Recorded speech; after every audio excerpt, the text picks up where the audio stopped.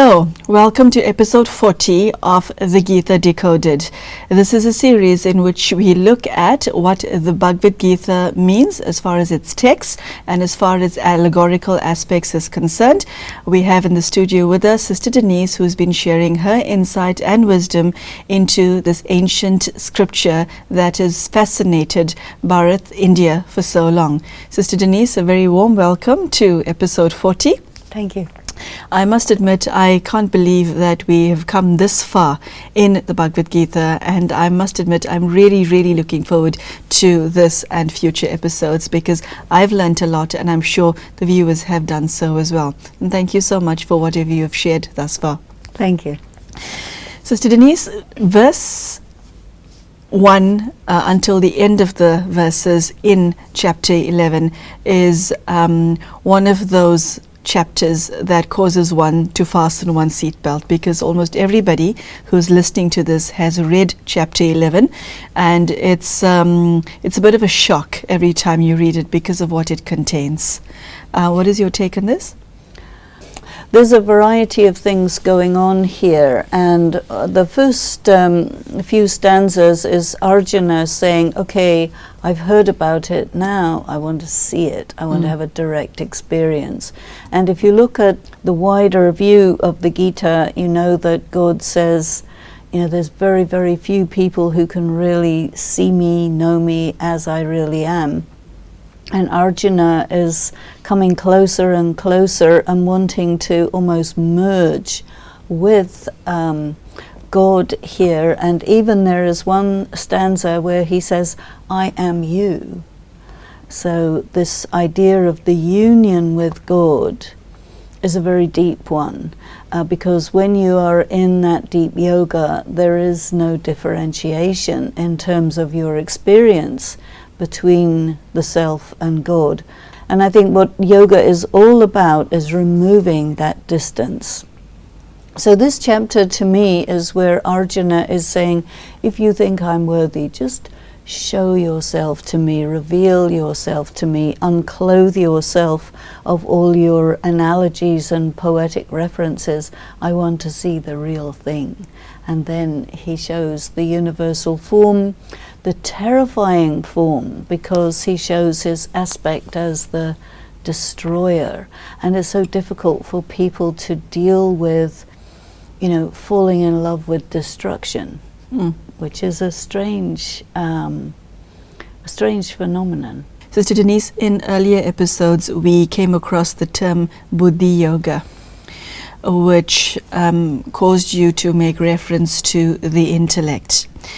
What I find necessary to mention at this point is that for a vast majority of people, although they believe in God, God is just a concept. It's never been an experience. He, she has never been an experience. And many hunger, like Arjuna, for an experience. Could you tell us, is God a concept or can he be experienced? There are many who aren't aware that one can cross the bridge. Of course, and going back to this categories of people, you know, there's just very few people who even want that. You know, because in a way wanting that means that you have to totally expose yourself, because God can see absolutely right through you. So I think the person who is really pure is the one who can go close to God. Arjuna is absolutely sincere. He may be confused and all of this, but all the emotions that he goes through are of one who has absolutely nothing to hide. He doesn't have any shame. And so here he is saying, no, I want to come close, I want to come close. And here's God saying, okay, I think I will show myself to you. You know, in the stories of magic and so on that you get in the different myths that occur also in the Mahabharata, there are people who change form. And God is also known as Bahurupi, the one who has many forms. Maya, Ravan in the Ramayana is also changing forms. So you have the beautiful form of God and the terrible form of God, because there are so many different layers to God, and God is not an invention of man, as some people would have it.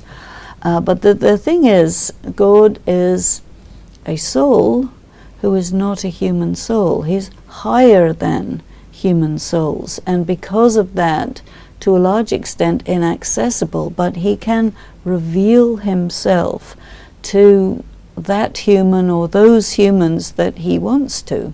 And what would make you reveal yourself to someone is if you feel absolutely safe. Of course, that God doesn't need to feel safe. Certainly Arjuna feels safe with God in his beautiful form. But as he begins to show his terrifying form, then Arjuna starts to have his hair standing on end and so on. And it's almost like a mind-altering substance where God is carrying Arjuna into the visionary realm of altered states of consciousness. And he does say, you cannot see me with your normal eyes. You can only see me if I give you the divine eye. So here God is definitely enabling Arjuna to have a vision, because one of the attributes of God is he has the keys to divine vision, so he can do that. And then when he carries Arjuna into this completely different level of consciousness, still Arjuna can hold himself together with that.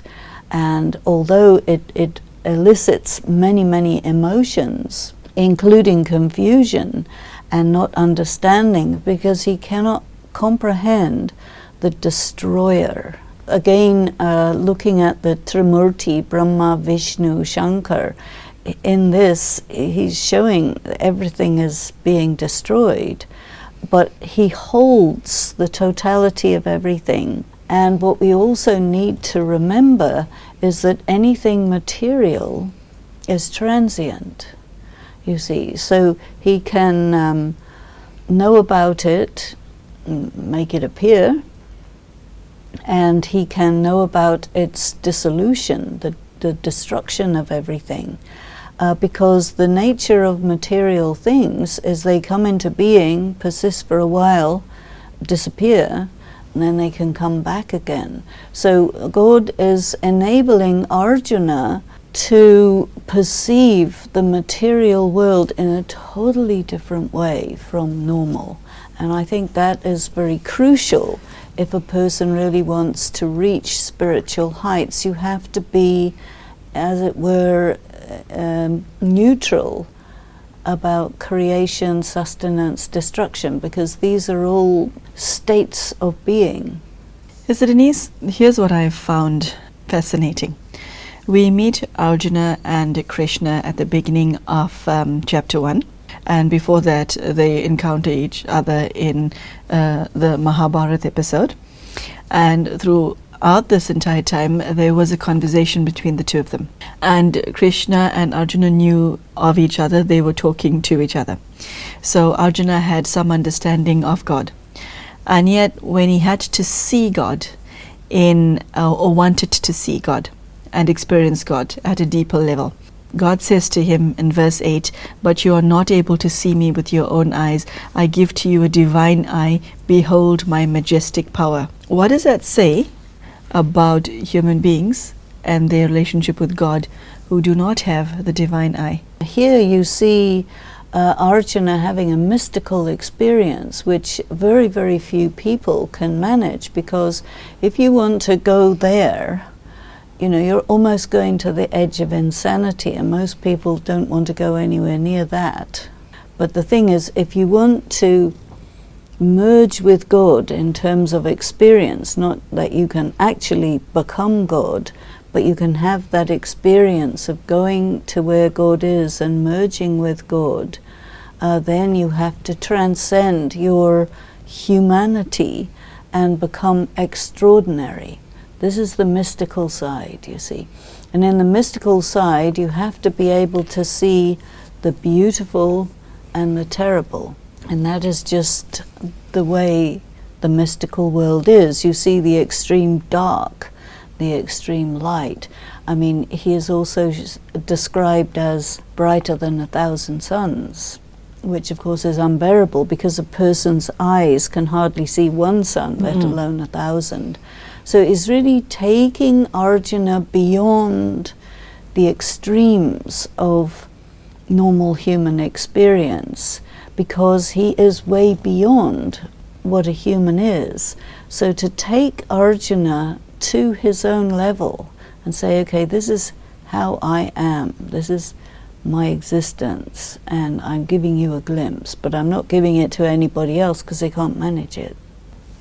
At this point we meet the narrator again, and it's interesting because Arjuna is the one experiencing it, but I think that's why the writer did not want us to see it through the eyes of Arjuna, but through the eyes of an independent witness, which was Sanjay.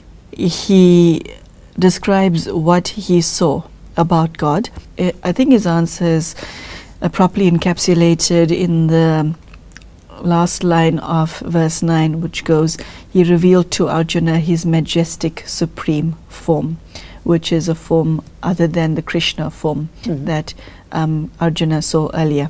It was awesome. Absolutely awesome. And the other thing is that this majestic form is generally the form of Vishnu, you see. And so it is believed in Hinduism that if a person does get a vision of Vishnu, it means that they've arrived, they have reached samadhi, you know. So I'll just connect it into Prajapita Brahma, because you see, he also was given a vision of Vishnu. And this vision of Vishnu also said, I am Vishnu, so are you. So this created a lot of confusion in him, because who is Vishnu? Is Vishnu Krishna? Is Krishna the perfected form, whose imperfect form is Arjuna? Or are we talking about Shiva, the incorporeal? So the kind of merging of all of these different identities becomes confusing to the person who is unable to distinguish. Well, the only way that you can experience is through your mind, you see. And your mind will give you an experience, but it will not define that experience. And the mental experience that is beyond normal experience is outside the range of the intellect.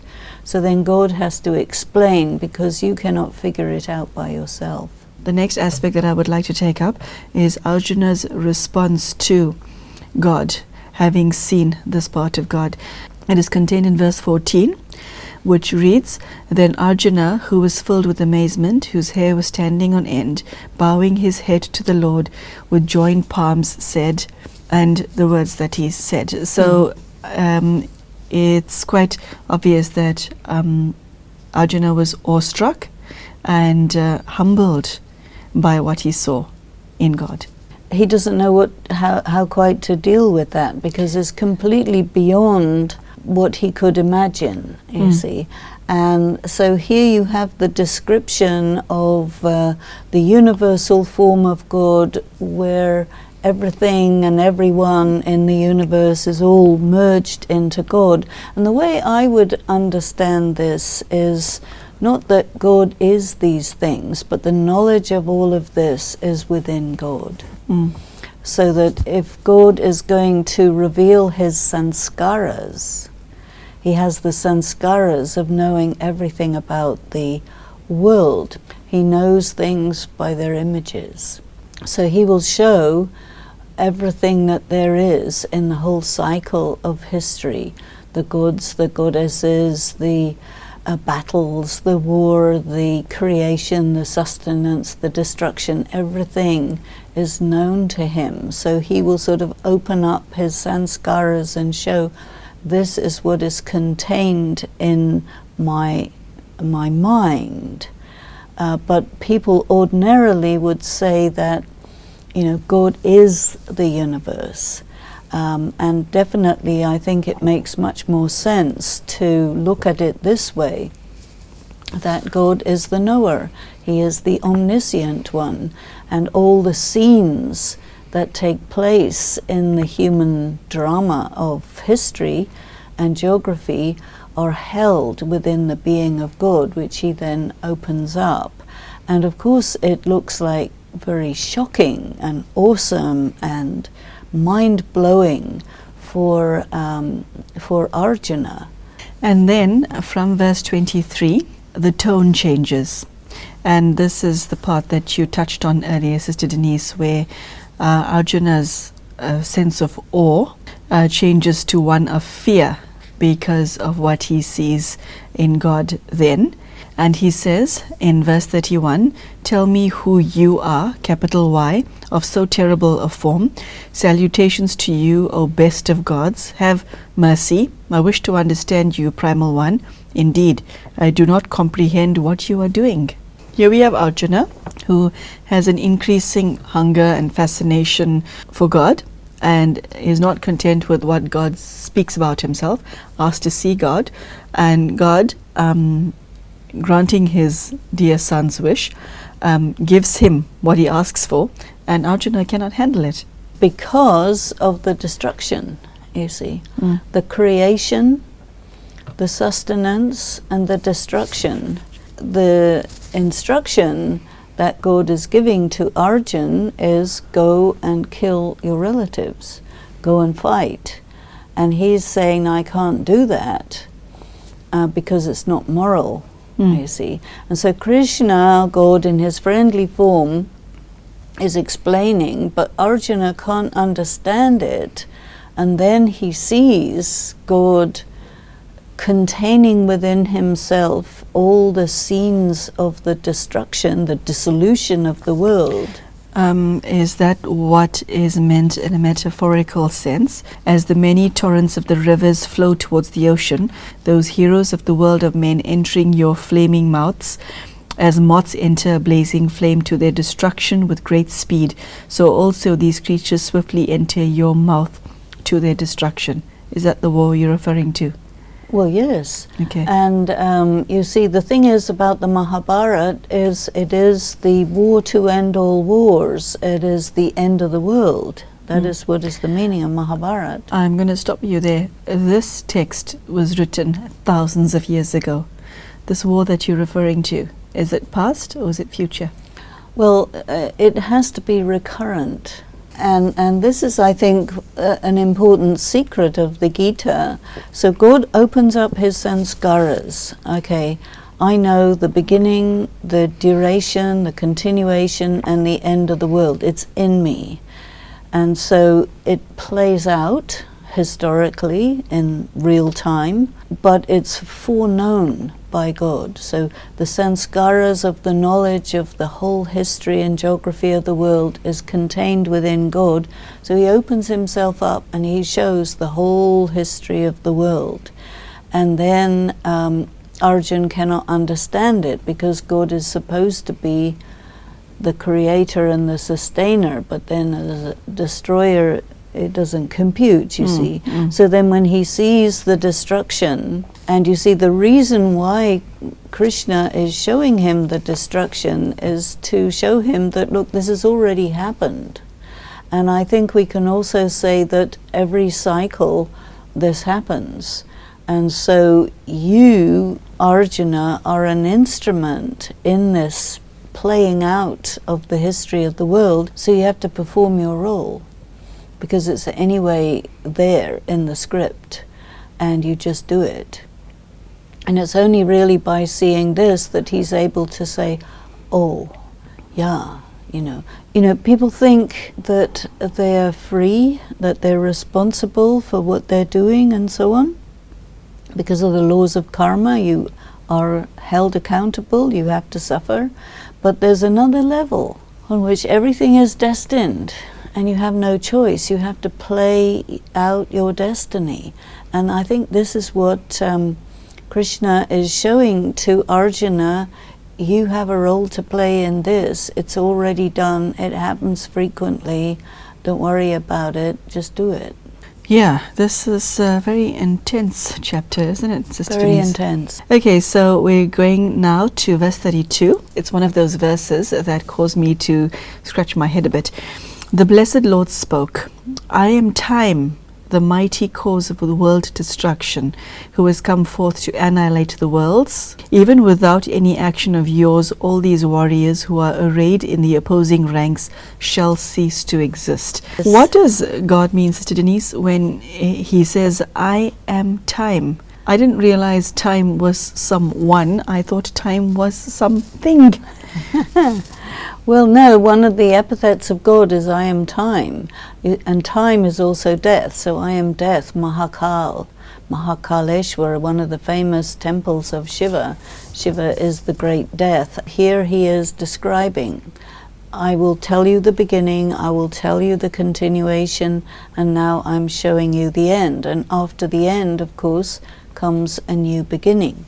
Okay, so Sister Denise, when God reveals himself to Arjuna, he first tells him about himself, Arjuna. He describes Arjuna to Arjuna in the story of immortality. Then he speaks about his own identity, which is God himself, and then he teaches him about the world. So, 3 things. So you, the soul, I, God, and then the creation. Interesting, even if you don't do anything, all of these people are going to be killed.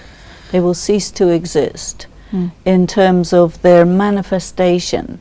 A person can watch a film.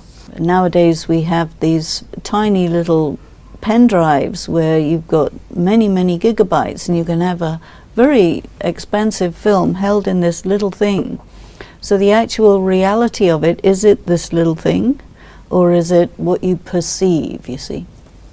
So here what we're seeing is that perception of destruction and destruction itself, and the fact that it can be replayed and you'll see the whole thing again. You see, it gives you a very, very different take on what we consider as the real world, you see. And he's doing this as a mystical experience, as an out-of-body experience, as a visionary experience. And he's saying, okay, now that you've seen everything, now play your role. You see, because you're in the movie, you have to play your role. In verse 33, the words read, therefore stand up and attain glory, having conquered the enemy, enjoy prosperous kingship. These have already been struck down by me. Be the mere instrument, O Arjuna. Now that gives one a whole different take on it. What is then the real message here for Arjuna? Why does he have to be there then anyway? Well, you've got things on a number of levels. On the one hand, when Krishna became the charioteer of Arjuna, he said, I'm not going to fight. He's just there to tell him the knowledge. Now here, it's already done, you see. So he's not doing it, he's just saying, this is the way the drama of the world plays out. So it's not that God has caused the destruction, he knows about it.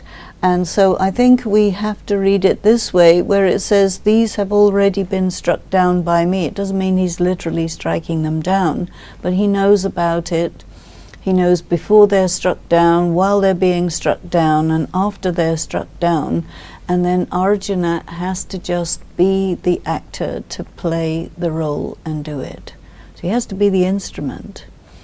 And this is really what spiritual practice involves, being an instrument of God. There's a very complicated karmic issue here, and very difficult to interpret, very difficult to understand. But here it is, as you said, very ancient text, you know, and the idea that the global cataclysm has occurred from time to time is known by God, and when it's the time of the Gita, that's when this thing gets played out, which is very terrifying. But God says, don't worry about it, because It's just like a movie. It happens from time to time.